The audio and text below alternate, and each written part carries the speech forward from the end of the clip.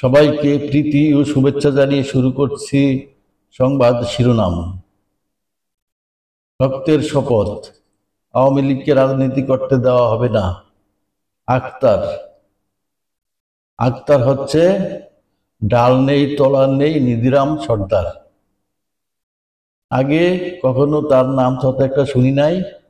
হঠাৎ করে সে একটা নেতা হয়ে গিয়েছে এবং রক্তের শপথ নিয়ে আওয়ামী লীগকে রাজনীতি করতে না দেওয়ার ঘোষণা দিয়েছে।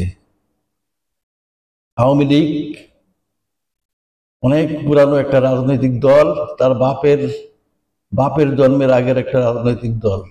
সেই দলকে সে রাজনীতি করতে দিবে না বলেছে আক্তার। জাতীয় নাগরিক কমিটি পার্টির সদস্য সচিব হচ্ছে এই আক্তার। মুখে কিছু দাঁড়িয়ে আছে জামাতি, দেখতে জামাতি চাপা ভাঙ্গা। সেই আক্তার বলেছে যে আওয়ামী লীগকে নাকি রাজনীতি করতে দেওয়া হবে না। কেমন এক হাস্যকর কথা। খবরটা হচ্ছে জাতীয় নাগরিক পার্টির সদস্য সচিব আক্তার হোসেন বলেছেন, যে ভাইয়েরা রাজপথে জীবন দিয়েছেন তাদের রক্তের শপথ, আমাদের শরীরে এক বিন্দু রক্ত থাকতে আওয়ামী লীগকে রাজনীতি করতে দেওয়া হবে না।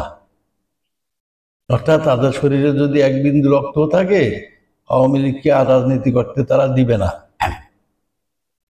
আওয়ামী লীগ রাজনীতি করবে কি করবে না, এই ব্যাপারে সিদ্ধান্ত নেবে বাংলাদেশের জনগণ, স্বাধীনতা পক্ষের জনগণ।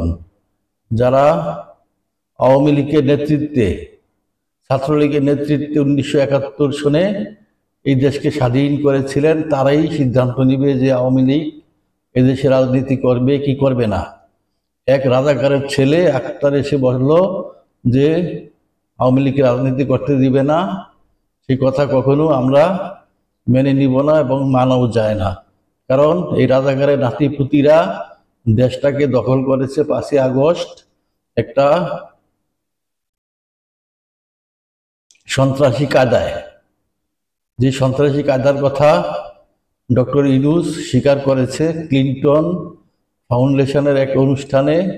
এটা একটা ছিল মেটিকুলাস ডিজাইন, যে ডিজাইনের মাধ্যমে তারা শেখ হাসিনাকে ক্ষমতাচ্যুত করে ক্ষমতা দখল করেছে এই ইউনূস গংরা। এই ইউনূস গংদেরই পার্টি হচ্ছে জাতীয় নাগরিক পার্টির পার্টি। অর্থাৎ এটা একটা কিংস পার্টি। কিংস পার্টি বলতে বোঝায় যে সরকারি দল, সরকারের পৃষ্ঠপোষকতায় এই দলটি চলছে। যেমন কিছুদিন আগে আপনারা দেখলেন মাগুরায় হেলিকপ্টার, পুলিশের হেলিকপ্টারে করে গিয়েছে সারজিৎ নামক এক সমন্বয়ক।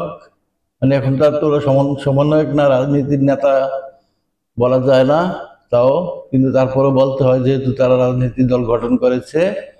এই সারজিৎ এবং হাসনাত বলেছে যে হেলিকপ্টারের সিট খালি ছিল তাই গিয়েছে।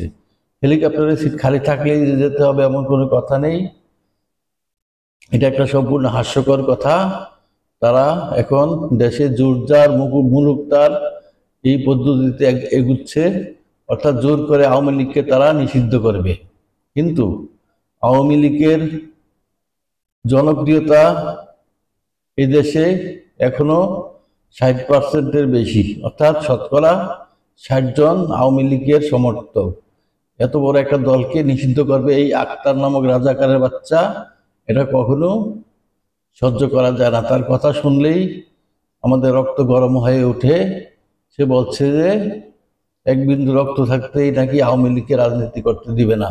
সে আওয়ামী লীগকে রাজনীতি করতে দেওয়ার কে, বা তাকে এই ম্যান্ডেট কে দিয়েছে যে আওয়ামী লীগকে রাজনীতি করতে দিবে না? আমরা আক্তারের কাছে এটা প্রশ্ন করতে চাই যে সে কার ম্যান্ডেট নিয়ে বলছে যে আওয়ামী লীগকে রাজনীতি করতে দিবে না? তার সমর্থন কতটুকু?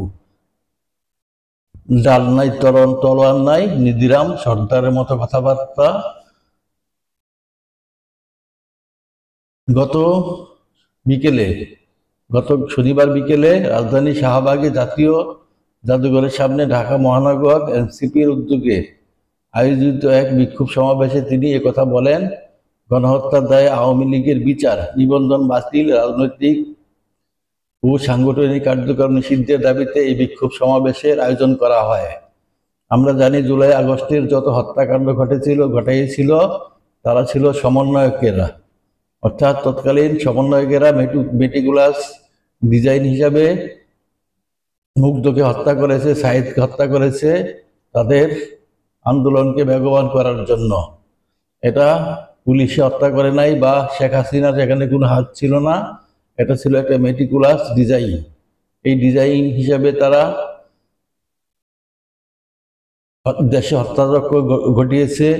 বাংলাদেশের 61টি 401টি থানা লুটপাট করেছে, অস্ত্র লুটপাট করেছে, থানা ভাঙচুর করেছে, অগ্নিসংযোগ করেছে, পুলিশ হত্যা করেছে এই সমন্বয়ক নামক সন্ত্রাসী গোষ্ঠী। তারপর তারা বাংলাদেশকে দখল করেছে, গণভবন দখল করেছে। শেখ হাসিনা নিরাপদে ভারত চলে গিয়েছে। বাংলাদেশের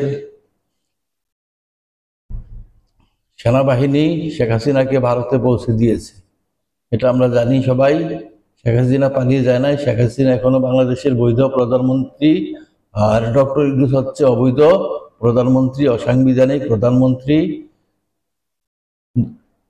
তারা বলছে যে সুপ্রিম কোর্টের রেফারেন্সের মাধ্যমে তারা সরকার গঠন করেছে, কিন্তু আমরা দেখতে চাই সুপ্রিম কোর্টের রেফারেন্সটা কোথায়। সুপ্রিম কোর্টের রেফারেন্স এটাও একটা মিথ্যাচার। সুপ্রিম কোর্ট কোনো রেফারেন্স দেয় নাই, আর দিলেও সেটা বিচার বিভাগ, সেটা আইনমন্ত্রীদের লেখা একটা রেফারেন্স নিয়ে সুপ্রিম কোর্টে পৌঁছে দিয়েছে। এটা প্রেসিডেন্ট দেয় নাই, রেফারেন্স দিবে প্রেসিডেন্ট। সুতরাং এই সরকার সম্পূর্ণ অবৈধ, অসাংবিধানিক এবং দখলদার সরকার। তারা এই সরকারের কিংস পার্টির এই নেতা বলছে যে আওয়ামী লীগকে তারা রাজনীতি করতে দিবে না। আওয়ামী লীগকে রাজনীতি করতে দিবে কি দিবে না সেই সিদ্ধান্ত নিবে বাংলাদেশের জনগণ। বাংলাদেশের 16 কোটি জনগণ সিদ্ধান্ত নিবে আওয়ামী লীগ এই দেশে রাজনীতি করবে কি করবে না। এই আক্তারের কোনো এখতিয়ার নাই যে আওয়ামী লীগ সম্বন্ধে এত বড় কথা বলার।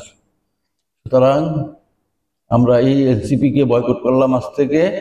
যেখানে তাদেরকে পাই তাদেরকে প্রতিহত করব এবং এই কিংস পার্টির অস্তিত্ব এই দেশ থেকে আমরা নির্মূল করব, এই প্রত্যয় রেখে আজকে পর্যন্তই। আল্লাহ হাফেজ।